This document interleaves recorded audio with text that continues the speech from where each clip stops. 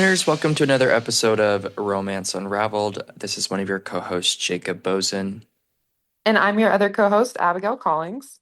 If you are a returning listener, you know Jacob and I have been friends for years, and so I'm so excited to be joining him this month. You may also remember that I am a mental health therapist, so it's always fun for me to hear your stories and psychoanalyze you freaks. And this week we are joined by one of my favorite freaks, my friend Mckayla, who may need some therapy herself after retelling this story. Um, Mckayla and I met a few years ago through a mutual friend. Shout out Macy. And I'm so excited for y'all to hear her story today. So, welcome on, Mckayla. Tell us a little bit about yourself. Thank you. I'm from Texas. I've been in Utah for 10 years now, and I basically play a ton of pickleball, and there's more to me, but we'll stick with pickleball. I'm obsessed. Um, Super fun. yeah, it is the best. So, what unraveling romance story are you sharing with us today? I we will call him Chad, but basically Chad and I met playing pickleball. Okay. Yes, we played all the time, and then anyways, played pickleball, and then I started seeing him, and then I was still caught up on my ex. So then eventually I just had to end things with Chad and figure things out with my ex. After some time, me and my ex realized that it just was not going to work out. Was able to close that chapter. So then me and Chad ended up, we were on the same collegiate team in our area. Like, we started seeing each other because of pickleball, same pickleball team for our school. And the inevitable happened. We talked and would play, and just like the feelings were still there. So we were like, oh, okay. What do we do about that? And then we had a conversation about like expectations moving forward. We were like, okay, well, let's see if this could work, but we need to just be casual for now, like after the history of what's happened. Um, How long did it take from when you first met him at pickleball to you ending things with your ex again and then to having this conversation with him? that was about a year worth of time and figuring things out. And Wow. yeah, and then so about a year, that's when we're rekindling things, and trying to see if, what could happen from that. So then we keep seeing each other. I start to fall for him super hard because now that my the chapter of my ex is completely closed, I have like mental clarity, emotional clarity, and I'm just like falling for him. So as time goes on, a couple months pass, I'm like, hey, are you like where are you at? Like I'm really liking you, sir. And he's over here like, yeah, no, I just think I need more time to just like you know, figure things out. And we had the conversation that he was taking other girls out on dates just because that's what he had been doing before I came back in the picture. And I was okay with that. And I was like, yeah, that's totally fine. So then more time passes. I fall for him even harder. And I'm like, hey, where you at? Um, I I am like pretty much ready to commit if you are. And he's like, I just need some more time. I'm so sorry. And then After basically, over a year. yes, after over a year, Okay. exactly. And then he starts, I mean, throughout this point, he's saying like, I'm just having a hard time with commitment again, but I know I can get there because I've felt that way about you before. So like back the year before when I was figuring things out with him or my ex, he had been saying he was ready to date me. And so fast forward to this point, now he's using the excuse he would tell other girls that he had fear of commitment and stuff. So I was very confused. Fast forward to another month or two later, and I'm like, hey, I need to like start seeing people if you're not there and you're still seeing other people. And he's like, for sure, yeah, I totally get that. That's tough to hear, but totally. Yeah. And then I'm like, I go on like some dates and then a friend talks to me and they're like, "Hey, why are you throwing other people in the mix? Like that doesn't make sense. Like both of you throwing other people in the mix, like it's not gonna work out. It's not gonna work." And I'm like, "You're totally right. Mm. What am I doing?" So then I have the conversation with him of, Bad "Hey," advice from the friend, obviously. and then so I say, "Hey, like I need to like move on because if like this doesn't make sense, like we're throwing people in the mix kind of thing." And he's like, "No, I know I can get there. I know I can get there." I say, "Look, sayonara, I've got to go on my cruise ship, my trip. I just can't do this anymore. Bye." And then on the cruise, he texts me and says, "Can I please pick you up from the airport when you get home? Like, I want to talk to you and I have some things to say." So I after like between getting off the cruise ship and I'm in the airport to go fly home, I have a friend calls me and says, "Hey, you like I just found out Chad is literally he's basically had a girlfriend this whole time." And I For was the like, year and a "What?" half, essentially. Well, I guess for the last like 8 months, and we had started seeing each other. We were talking for the last 6 months at that point. Okay. Um, so then I was like, "No way, this makes so much sense. Like, I can't believe, like, oh, side note, periodically throughout this process, I would ask him, like, hey, I know you're going on dates with people, but are you like pursuing any one person and that's why you can't commit to me?" And of course, he'd say, "No, that's not the case." Hmm. So, yeah, fast forwarding to that moment on the phone with my friend who knows both Chad and I from Pickleball, I was in shock and disbelief, but it all made sense. Like that's why he couldn't commit to me because he was literally entertaining another girl, probably to the same degree at this point, or that whole And time. probably telling her the same thing, maybe, No, about exactly. No, that's what he was exactly it. telling you. Yeah. And that's what I found out because I ended up talking to this girl on the phone and we compared notes, compared timelines, and he was saying the same thing to her.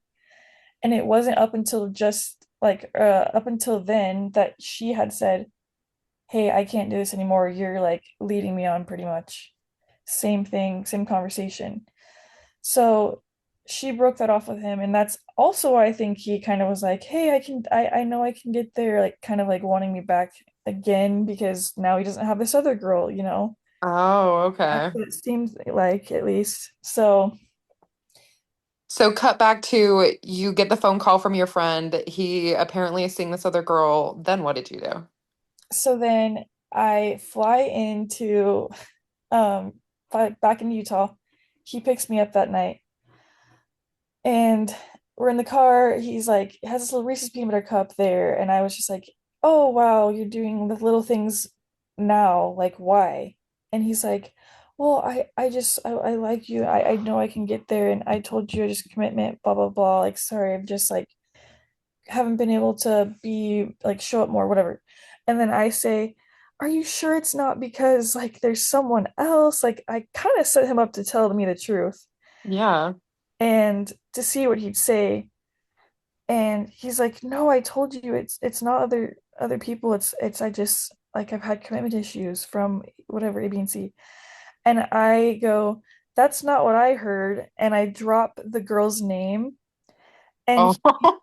he is just shocked. Like you can see it on his face. And What a loser. totally, it was honestly a little bit empowering to see that he was like, "Oh, I've been caught." Yeah. And then after long sitting in the car ride in silence, he was like, "I'm so sorry." Tries to explain himself, says that um he didn't lie fully, he philosophically lied. That was the best line of this whole thing. Whatever the hell that means. Yeah. Like philosophically, I told the truth. Yeah. His whole point was that he knew it was me from the beginning, seeing, but he just didn't want to end it with this girl because he felt scared. Blah blah blah blah. Fast forward, he's now saying after. some time passes, he's saying like, I know I want to be with you. He went on this trip. His eyes were open. He didn't want to regret anything in life. And he's like, I want you. Do you want to be my girlfriend? And I'm just like, what? You're kidding me, right? After everything, you think I can just fully trust you and just jump into a relationship with you? No, that's not how it works. So So then this I, girl, so the girl found out that he was apparently seeing, right? oh, what was that? Sorry. So the girl that he was seeing, Yeah. that who was the girlfriend that he actually had, did she eventually find out? Oh, yeah, yeah, yeah. We ended up, her brother, which is how my friend from Pickleball found out, he told her like, hey, he's seeing another girl too. So we both talked on the phone and we were able to like compare notes and stuff and like gather information about the situation, which was really helpful because I also had some stuff to like go back on with him and call him out on because he lied to me in other ways too. So that was really nice to like get closure or like kind of get more information closure away from this other girl and I'm Yeah. it sounded like it helped her too. And Um, so did he ask you to be his girlfriend before or after this this this conversation? was after this Oh conversation. my God, see, he's what a loser. I do not like him. I know. We So hate Chad. bad. So that happened. And then um fast forward to he or so back to the conversation of asking me, yeah, to be his girlfriend. I say, I need more time. I'm not like the fact that I'm even entertaining the possibility of you having another chance is crazy, but I was so down bad. I am a self-aware queen. So then we get to like, yeah, more time had passed. After some thought, I was like, I actually felt good about it, which is crazy. Um, and I was like, sure, I will go ahead and give you another shot, but you need to show up and just win me over. Like, no entertaining the girls, obviously. Like, I thought that would be a given, but just had to throw that out there just in case. Um, I fear this is the stages of grief, Michaela. I feel this is some denial and some bargaining going on here. yes, this is the therapy I need, but totally. And then, like, we start seeing each other, and then um he's like doing good for a while and I'm like, oh, I'm hopeful, things are good. There's like a couple little things where it's like, like things are a little bit tiny off, but that was the denial in me that I was like, no, it's fine. I want this to work. This is Fine. gonna work. Yeah, that's another probably a therapy thing. Anyways, so then basically I end up like it was um after feeling good about it for a while, I said, "Hey," or I guess just to give you context, it's a few months of like us seeing each other and things were going pretty much pretty good. And so then I go, "Hey, like I had this conversation after a date. I was so excited to like share this with someone. I say, I'm actually ready to date you. Like I feel like I trust you. Things have been so good. You've been showing up." And this man's says, "Ooh, can we talk about this? Like, I don't know. I'm just really busy and this is just kind of being sprung up on me." No. Are you kidding me? I Are would you have kidding? dropped kicked him right there. Like I I wouldn't have entertained it for the second time anyways. I don't think I would at least. I hope not. I hope. But I would have drop kicked him. Yeah, I was this close. If we weren't in a car, I would have decked him and then ran. Um, but we were like, I was like so upset. I was like, how could you do this to me? What are you talking about? The expectation was you were trying to win me over to be your girlfriend and now you're not ready. He's like, I'm so sorry. I'm so torn. I'm back to like not feeling like I can commit again. And then he whipped out saying he had these like self-worth issues. And I I Hmm. was like, so badly want to see a picture of this man. oh, you will. After this, I will send it your way. So then he's like, I just have these self-worth issues. I'm so sorry. And then I say, look, sir, I cannot be here for this. Goodbye. Like, you have now led me on a second time. And he's like, I'm so sorry. Like, if you want, we can talk about it tomorrow, but it's so late. And I'm like, no, no, I'm done. So then a couple of weeks go by, I think, and I'm like, okay, I actually need closure. So I start asking him all these questions, blah, blah, blah, over voice memo. We did not see each other in person, but I was like, hey, can you answer these questions for me? I just need closure. And he's like, sure. Start talking. He explains that, like, kind of explains like what he was saying about his self-worth issues and his commitment problems more, blah, blah, blah, blah. He's like, but I'm gonna put my head down. Like, I'm not gonna see other girls. I'm gonna work on myself. Like, I'm not gonna do this to anyone ever again. I'm like, great, as you should, sir, as you should have before me, but that's cool. Right. The thing that drives me insane about this is that he's talking about it like it's the hardest thing in the world to do to just be focused on your girlfriend.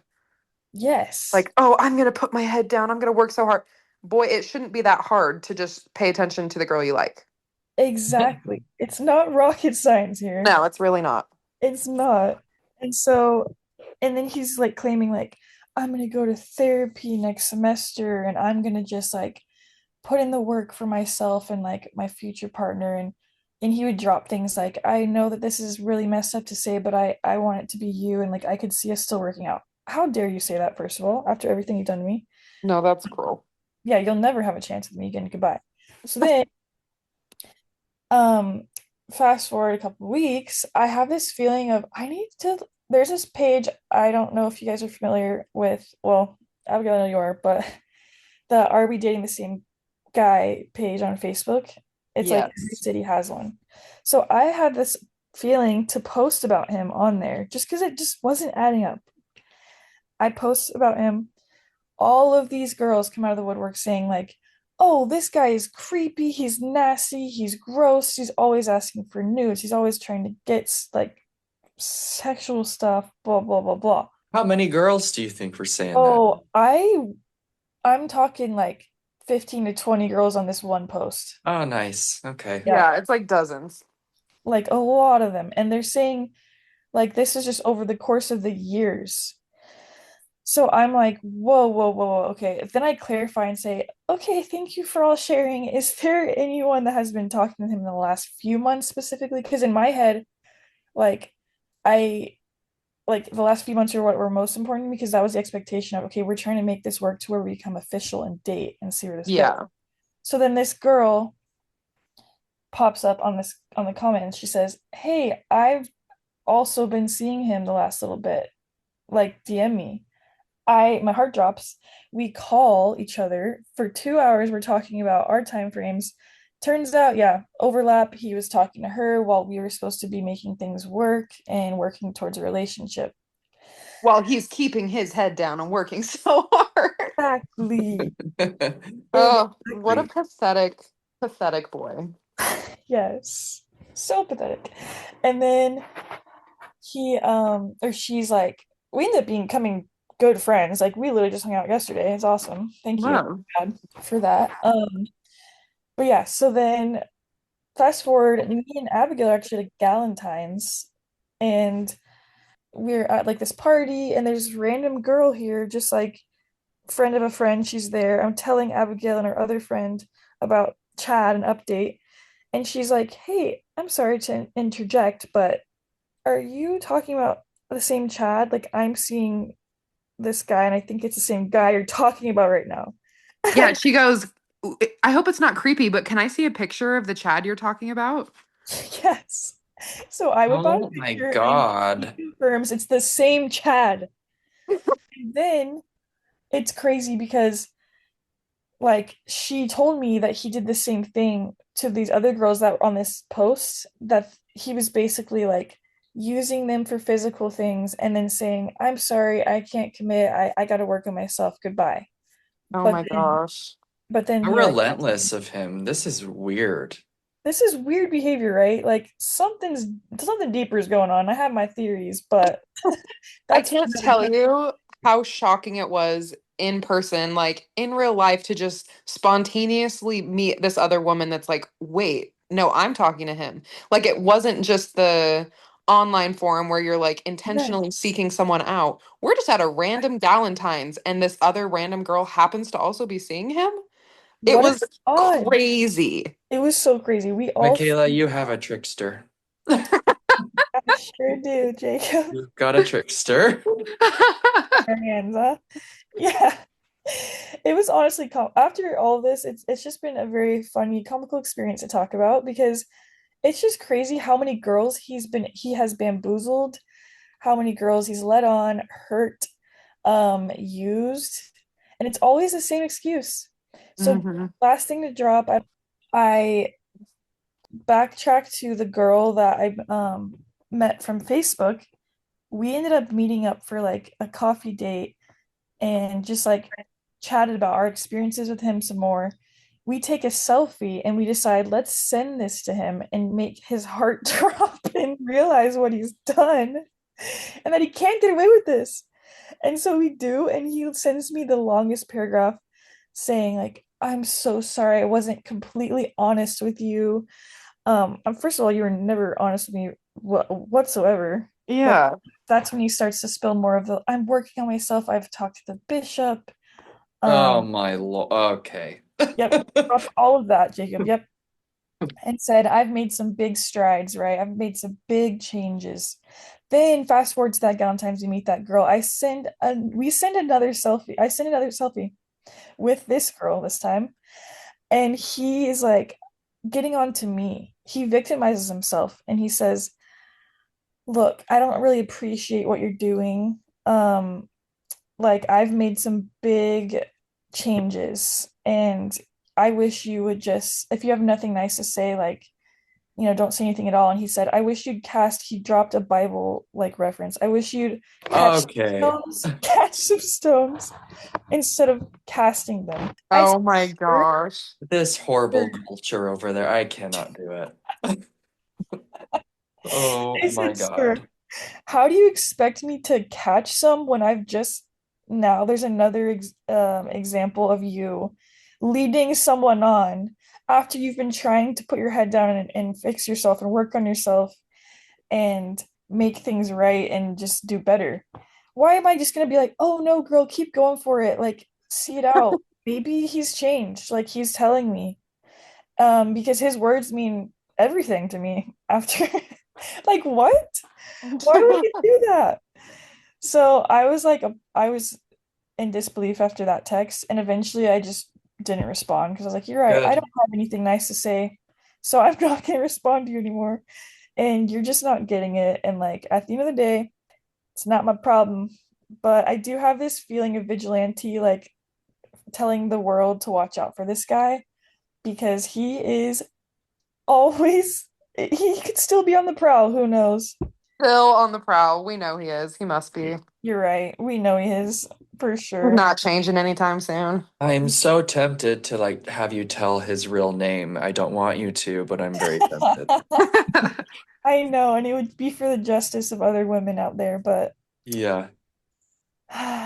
That is crazy. So how long ago were you in last contact with them? When was that? well, so that was like when I had basically reached out and or said like, "Hey, I was ready to date you." That was in December, this last December. Oh So it wow. had been like a couple months after that is when all these girls started popping up and like all of this stuff was coming to the surface. And then he still kept trying to contact me after that actually. So he now plays for a different school, like pickleball for a different school. So we've seen each other at Abigail, I don't know if I've told you this, but we've seen each other at like tournaments and he's talked to me as if nothing's happened. Oh, please. Acts brand new about it. He's texted me saying we almost got into a car accident on our way to one of the tournaments in Vegas. He texted me because he heard about it. He goes, I'm just so worried about you. Like, I heard Uh, you got into a car accident. I just care about you so much. Like, I just wanted to see if you're okay. Oh gosh. It's just stuff like this. I think he's trying to make himself feel better. I think he's trying to smooth things over.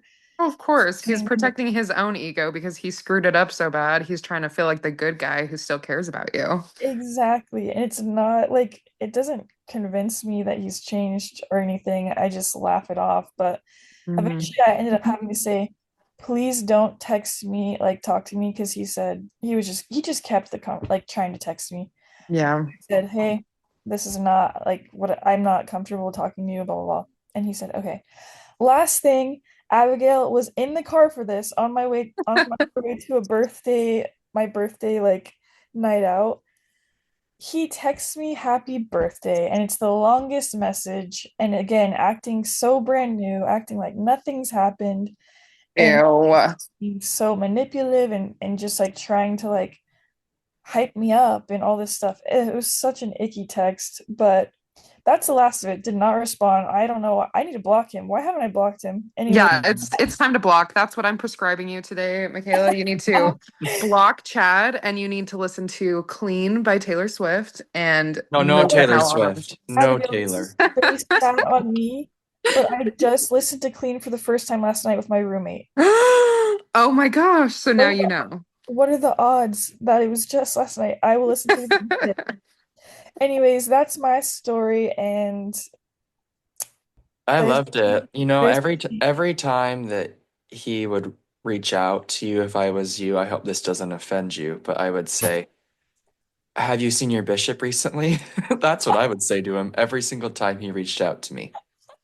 Oh no. Oh my I'd gosh. play it right back. that's so good. I Yeah. will have that locked and loaded if I ever see him again, because I will be blocking him and he will not be able to reach out. Absolutely. Yeah. Right after the we end this call, you should block him and make it a closeout for yourself. No, absolutely. Yes. The very last closeout to the chapter. Yeah. I Great. Well, very impressed with the story. It's crazy as always. I think I'm glad you're for our impressed. listeners who are listening to this, if you liked this episode, you will definitely like our very first episode.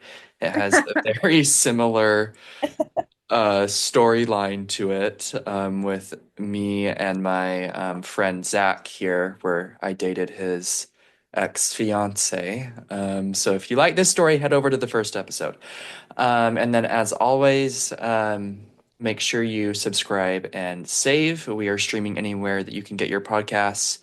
And then follow us on social media. It's Romance Unraveled on Facebook and Instagram. And until next time. Bye. Bye.